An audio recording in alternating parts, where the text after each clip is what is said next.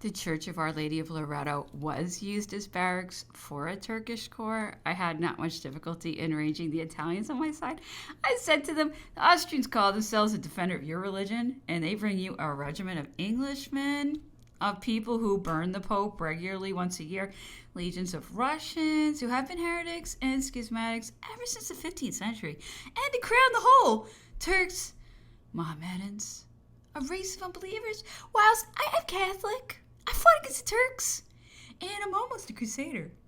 I gave several situations in the government of the Cisalpine Republic to priests. The Italian priests are remarkable for tolerance and do not form a separate and powerful corps, as formerly the clergy of France did. Accustomed besides to see their country invaded twice every century, they lift up their hands as often as you please and take any oath required of them. In short, I found them just what I wanted. In Italy, I made use of some priests. In Egypt, I filled the administration with them. We could not speak the language of the country and wanted some intermediate agent between us and the people. And the character of these priests and their riches gave them a certain influence. Besides, they are cowards who do not understand the use of arms nor know how to ride on horseback. 24th, fever and slight headache. The emperor cannot sleep. Continuation of the same symptoms. I ordered foot baths and enemas. 25th, the emperor had passed a more favorable night. The fever had yielded to abundant perspiration, and he was altogether better. He was upon his usual text and spoke of Corsica, of its mountains, and of the happy moments he had passed there. He afterwards mentioned Paoli. He was a very great man, said Napoleon. I loved him, and he was very much attached to me and to all of my family. We were at court when he adopted the fatal resolution of bringing the island of Corsica under the domination of England. At first, he concealed his intention from me, and Chantilly was equally silent on the subject, but some words that escaped inadvertently awakened suspicion in my mind. I recapitulated all I had seen and heard, and no longer entertained any doubts as to their intention. Our ideas and sentiments were widely different on this occasion, and I several times indirectly gave them to understand that such was the case. However, as I commanded a corps of National Guards, it became necessary to put me into the secret. They did not despair of changing my ideas or overcoming my antipathy, and proposed to me to act in concert with them. But this was far from being my intention. I was ardently devoted to France, and would not begin by betraying her. Still, in order to escape, it was necessary to gain time, and I therefore asked to reflect a little before I decided. Paoli's friendship was dear to me, and I was grieved at the idea of a rupture with him, but my country was my polar star. I retired and proceeded to Boccognano. On arriving there, I was seized by the mountaineers who had pursued me, put into confinement, and guarded by 40 men. The situation was a critical one. Nevertheless, I found means to extricate myself from it. The captain who guarded me was a good-natured man, all attention to me, and who endeavored to excuse himself for being under the necessity of obeying the orders he had received, the execution of which, he said, was peculiarly painful to him on this occasion. I entered into conversation with him, and he proposed to me to go out with him and breathe the fresh air. I accepted and directed my servant to station himself on the road at a distance of about 500 or 600 paces. Suddenly I feigned a most imperious necessity to satisfy the wants of nature. My jailer believed me and stepped aside, and I was on my horse before he had turned his head. He cried out, hallooed, called to arms, but swift as the wind, I was out of reach before he could fire, and arrived at Ajaccio. The mountaineers were, however, at my heels, and I found myself obliged to ask an asylum of a friend. Barberi received me and conducted me to the coast, from whence I went to Calvi to join Lacombe Saint-Michel. I had escaped from partisans, posts, and police.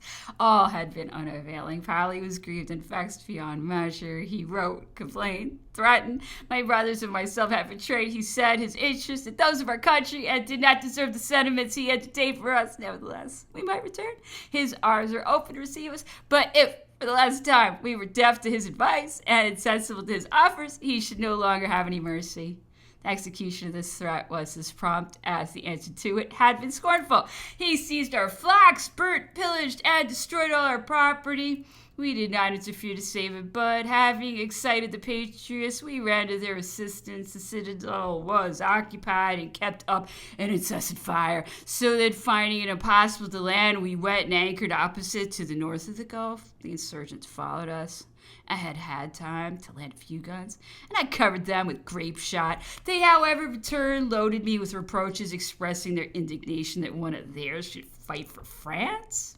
They had climbed upon trees and heights, and wherever they hoped to be better heard from, I loaded with cannonball and fire, cut down a branch upon which one of these orators was perched. He fell, his fall amused the mob. It dispersed and was seen no more. We returned to Calvi and tried again a few coups de main, which were not all to our disadvantage, but the English had landed. The mountaineers inundated the plain.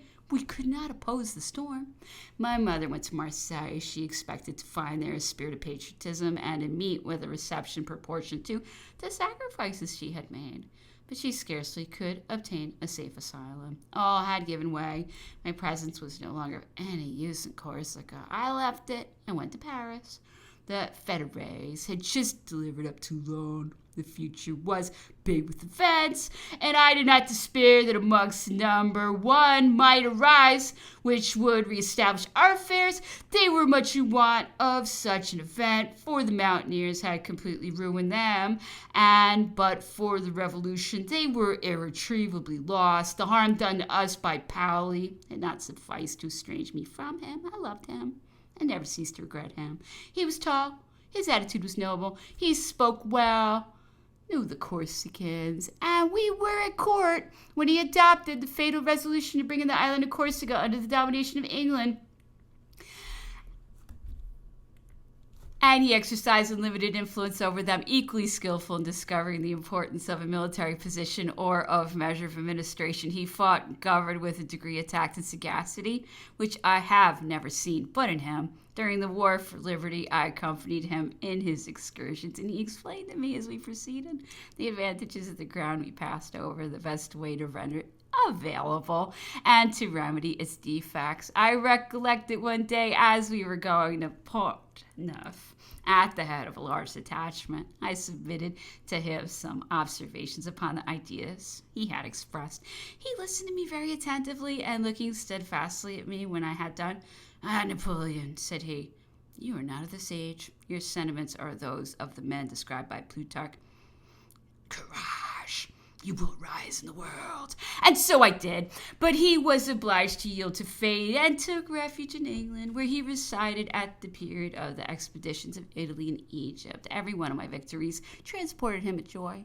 To hear him celebrate and exalt my success, it might have been supposed that we were on the same footing of intimacy as we had been.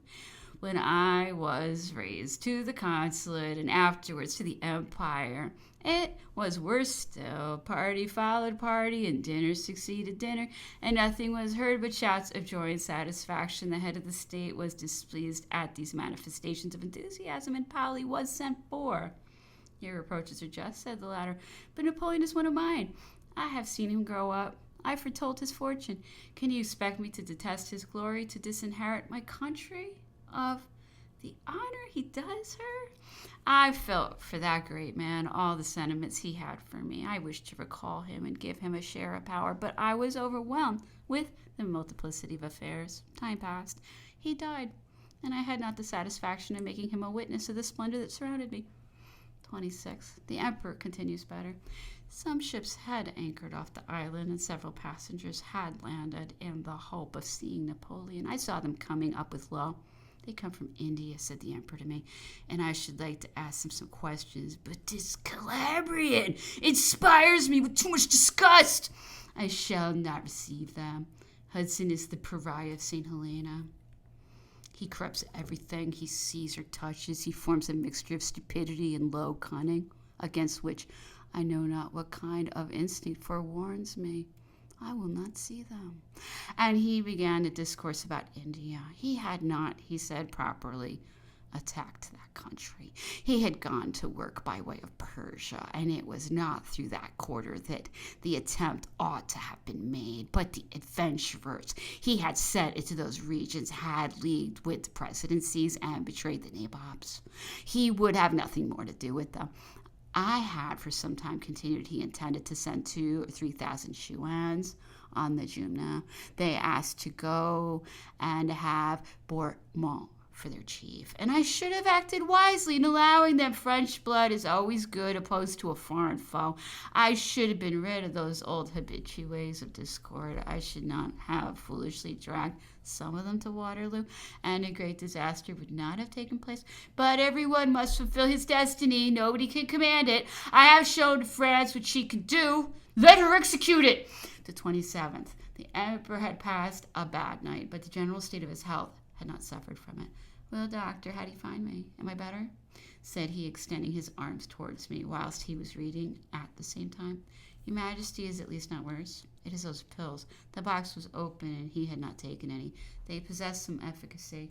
No doubt they disengage the humors. They keep the bowels open. Surely they possess every virtue in the world, said Napoleon, throwing down his book. What, sounds? Doctor, you preach for your pills with more fervor than is used in favor of legitimacy nowadays. Do you take any yourself? I laughed. Very well, I understand you. The sermon for yourself and the physic for the patient.